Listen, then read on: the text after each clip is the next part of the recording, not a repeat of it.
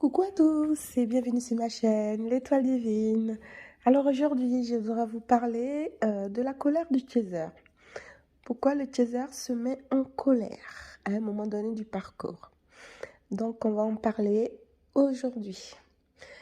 Alors, juste avant, je vous remercie en tout cas pour vos abonnements. Je vous remercie pour l'écoute que vous apportez à mes podcasts et tout. Donc écoutez...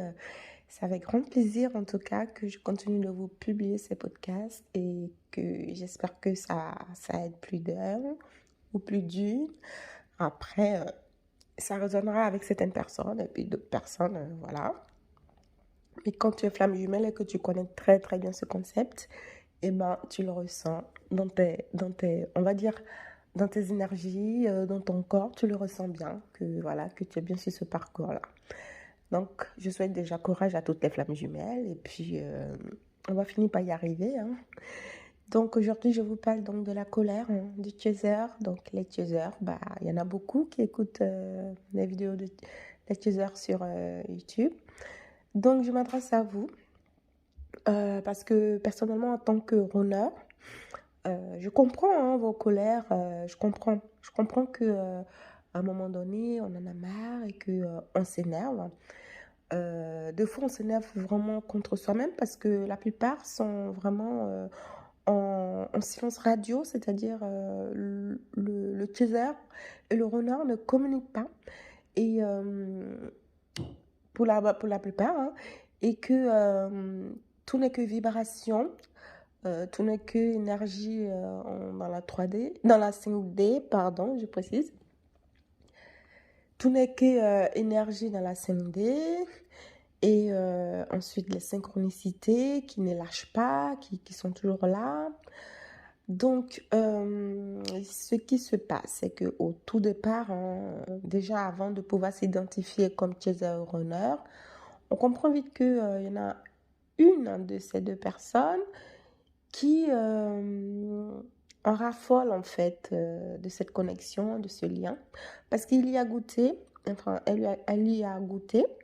Et la personne ou l'individu qui est déclaré comme chaser en redemande parce que ces énergies, ces connexions lui apportent quelque chose qu'elle n'a pas et qu'elle recherche en fait. Euh, Ce qui crée un petit peu la différence chez le runner parce que le runner n'a jamais cherché à avoir ce genre de connexion. Donc, à un moment donné, bah, il se sent un petit peu agressé un petit peu à ce genre de relation, ce genre de choses. Donc, d'où un petit peu sa fuite. Mais on est là pour parler du chaser et de sa colère, hein. Donc, le chaser, en fait, dans sa vie, a rencontré, en tout cas, a vécu quand même de bons moments. À un moment donné, a pu vraiment toucher à son âme. Le chaser, il a pu communiquer, en fait, on va dire, de manière vraie avec lui-même et avec les autres. Le chaser n'a pas vraiment joué un rôle avec sa personne, un rôle spécial. C'est quelqu'un qui reste plus ou moins vrai et comment dire, vrai et bon, sincère. Moi, je ne vais pas trop mettre l'accent là-dessus parce qu'il y a aussi des chasers qui sont vraiment pas du tout sincères, hein, je préfère préciser. Donc, pour vous dire, cette personnalité de chaser a fait que il a quand même eu une bonne vie, il a quand même eu la plupart de ce qu'il a envie d'avoir, il s'est toujours un peu battu pour l'avoir. Et donc, quand il se rend compte que il peut aussi vivre une relation un peu spéciale, comme le lien de flamme jumelle, et que quand il reçoit une certaine connexion, une certaine décharge énergétique par la connexion avec son autre, il s'est dit, mais what? Qu'est-ce que c'est? Franchement, c'est trop bien, je ne peux pas, je vais pas m'en laisser, faut que ça recommence. Et du côté du runner, c'est tout à fait le contraire. Il s'est dit, mais qu'est-ce que c'est que ça? C'est quoi ce truc qui est complètement gênant? Non, je peux pas, mais pourquoi cette personne est comme ça? Non, non, non, je peux pas. Voilà, vous comprenez un petit peu le côté contraire, pas du yin et du yang, on va dire. Donc, le renard, enfin, le chaser ne veut pas lâcher. Et ce qui se passe dans la psychologie du chaser, c'est que bah, lui, il a vécu ça et ça lui a apporté quelque chose. Donc, il aimerait bien continuer à le faire. Et comme quand même le chaser, c'est une personne qui a aussi un certain ego et c'est une personne qui a une certaine croyance, il faut le dire, hein, les chasers, ils se forment toujours une certaine croyance. Donc, quand tu te dis, j'ai vécu quelque chose d'exceptionnel, j'y crois et j'ai envie de continuer à vivre ça parce que j'y crois, c'est quelque chose vraiment. Et le truc, c'est que comme le chaser réagit très souvent avec ses émotions sans forcément se poser, réfléchir, se dire, bon, ok, j'ai vécu ce genre d'émotions. Peu importe, hein, je parle en général, hein, donc que cette émotion-là, ça m'a fait ci, ça m'a fait ça, mais pourquoi? Comment ça se fait? Non, le chaser, lui, il va dire, bah, cette émotion-là m'a plu, j'ai aimé, j'y vais. Ou cette émotion-là ne m'a pas plu du tout, je ne veux même pas réessayer, ça ne m'intéresse pas, je suis désolée, c'est fini, je ne peux pas, parce que ça m'a rien fait du tout, ou ça ne me plaît pas. Euh, c'est pas comme ça que le runner, lui, il fonctionne deux fois, parce que lui, le runner aime bien aller au-delà de ses limites. Et le chaser, lui, quand il est tellement dans le concret, dans l'instant, que dès qu'il a quelque chose qui va lui créer certaines émotions, peu importe, négatives ou positives, il va tout de suite scinder la chose. Donc, quand tu vis quelque chose extraordinaire avec une personne, tu te dis, mais ça me suffit, je veux plus autre chose, c'est ça que je veux, c'est tout. Parce que ça m'a parlé à moi-même, donc c'est ça que je veux. Donc, avec tout ce qui va se passer autour du chaser, sa vie, son quotidien, sa vie sociale, familiale et tout ça, lui, qu'est-ce qu'il va faire par rapport à ce lien, cette relation? Il va prendre toute sa vie qu'il a actuellement et il va tout simplement l'associer avec ce moment, hein, ce qu'il a envie de vivre, ce qu'il a vécu avec son autre, il va associer cela. Donc, toute relation que le chaser va vivre, toutes les relations qui devraient lui apporter du bien-être, la relation avec ses enfants, avec ses amis, ou parce qu'il y a des chasers qui sont déjà en couple, hein, bien sûr, donc, qui peut comparer cette relation aussi avec son lien qui vient de découvrir avec son honneur. Le fait de comparer sa vie, etc., ça va vraiment l'engouffrer un petit peu dans une sorte d'illusion. Je parle d'illusion parce que je ne suis pas en train de dire que le chaser se fait des films, hein.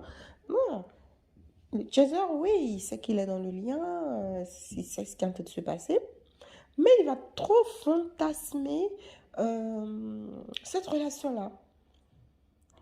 Et quitte à mêler sa vie de famille, donc lui, en fait, il va vouloir ressentir les énergies positives ou cette connexion intense qu'il a ressentie avec son jumeau dans toutes ses relations, que ce soit familiale, amicale.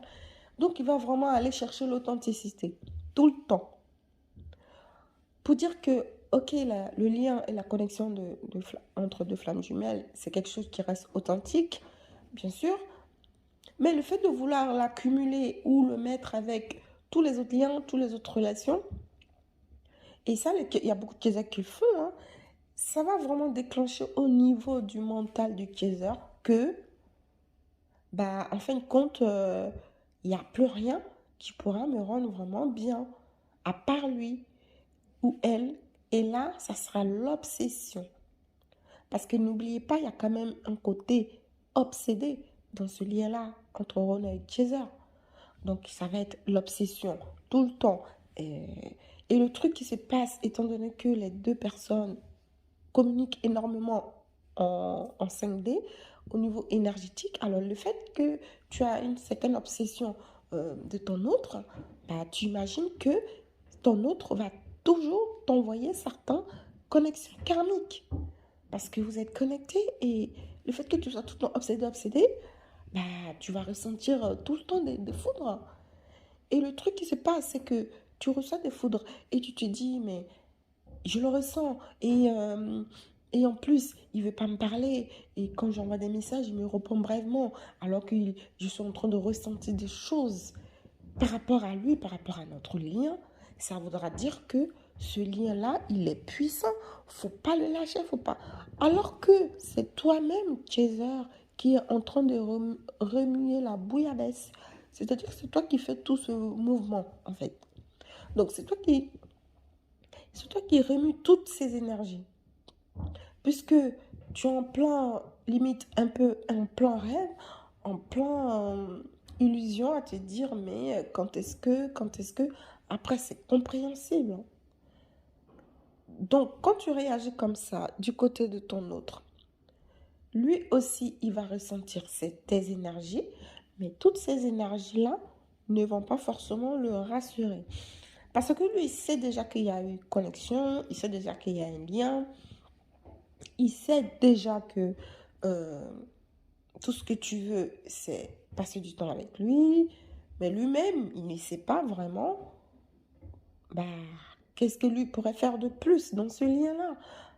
Parce que malgré qu'il y a connexion que lui, il a ressenti certaines choses, il s'est dit, c'est pas ce genre d'émotion que je recherche ou j'ai jamais été à la recherche de ce genre d'émotion. Donc, pourquoi ça me tombe dessus là maintenant? Après, il faut du temps pour que le runner se dise, euh, il faut que tu acceptes cette émotion-là. Parce que ces émotions-là ne sont pas là pour rien. Et comme le runner a la capacité sensorielle de vivre pas mal d'émotions, plus ou moins intenses, et vivre certaines choses même euh, hors du commun, plus ou moins, il sait déjà lui-même forger dans son mental que oui, il sait ce que c'est que des relations étranges. Il sait ce que c'est. Où, euh, où il a la capacité de se rendre compte rapidement qu'une relation est plus ou moins spéciale. Donc, il a l'air d'être plus ou moins passif et en même temps, il est fuyant. Donc, c'est ça qui provoque chez le chaser une certaine colère à se dire que aujourd'hui, je suis en train de vivre ça, mais il le sait. Il sait ce qui se passe. Mais pourquoi il se comporte comme ça?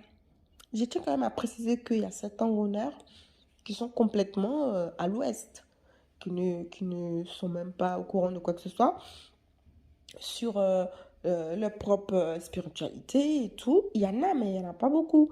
La plupart des runners, déjà dès le plus jeune âge, ils sont un petit peu dans le côté un peu spirituel, même s'ils n'arrivent pas à mettre un mot là-dessus.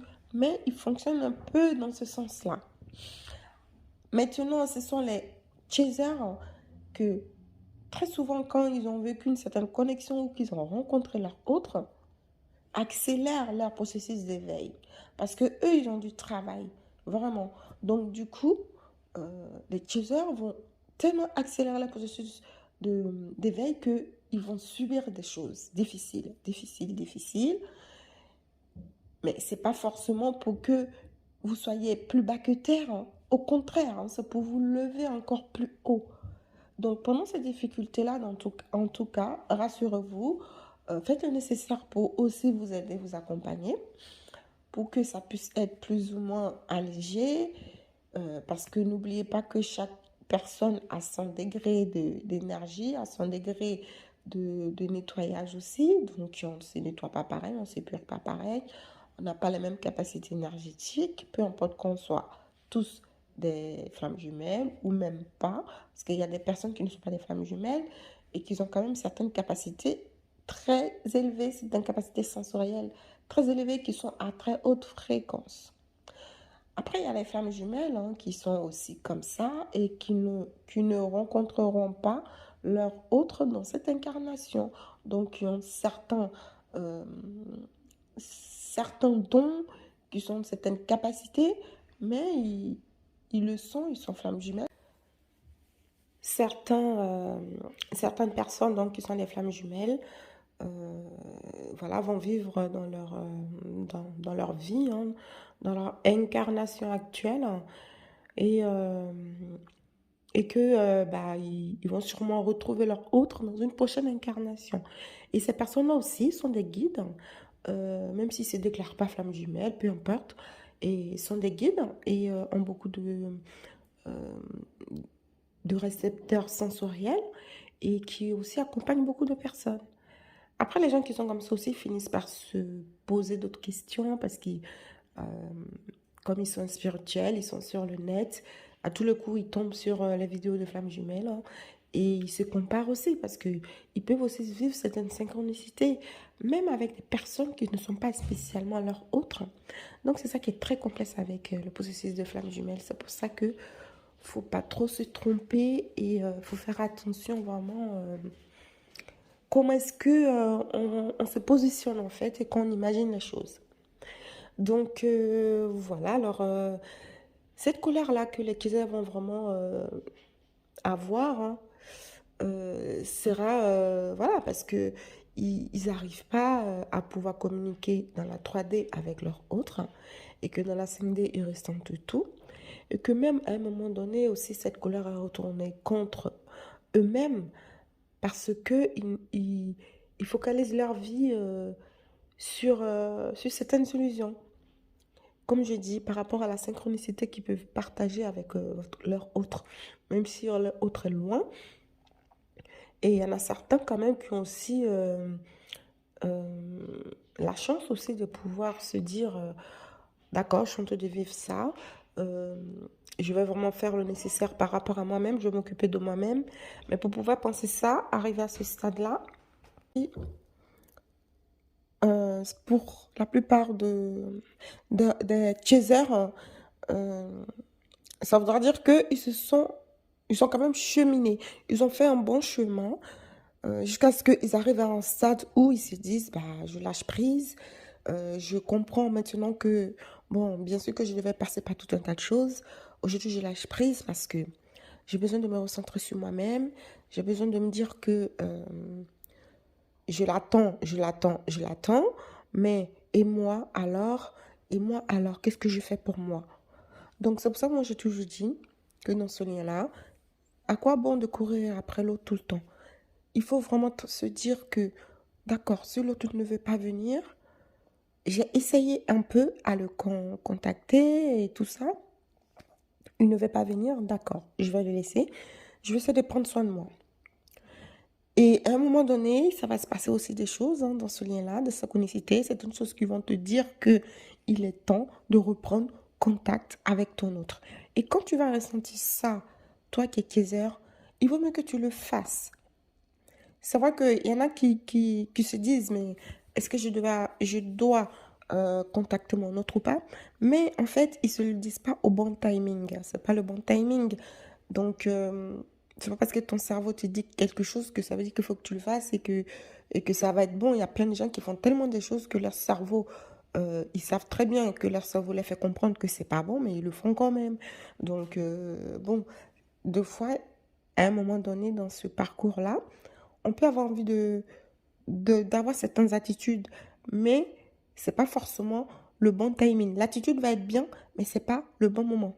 Donc, des fois, c'est un peu compliqué et tout ça.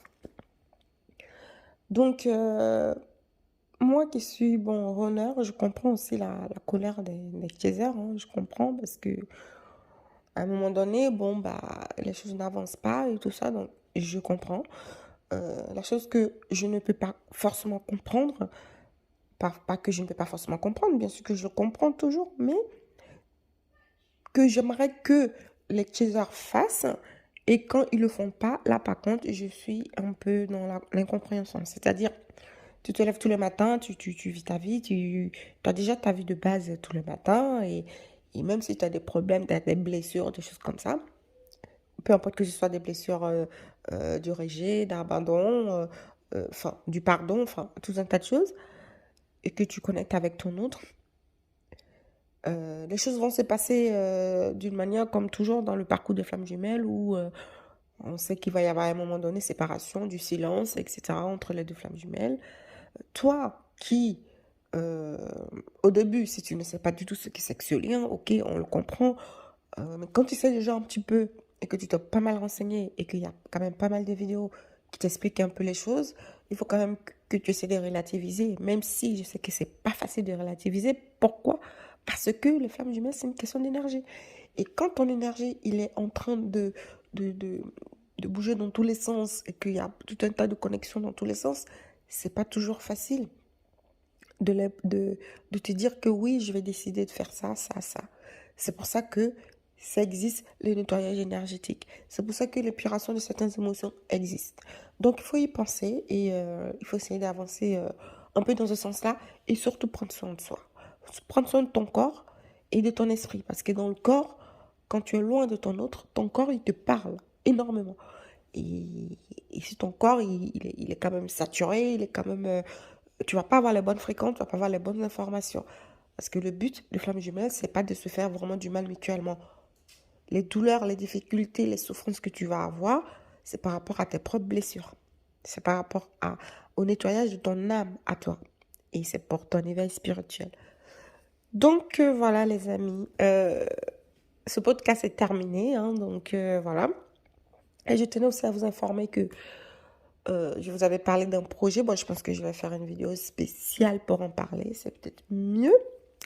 Mais voilà, je vais m'arrêter là et je vous dis, écoutez, belle écoute à tous. Merci encore pour vos abonnements et à très vite. Et prenez surtout soin de vous.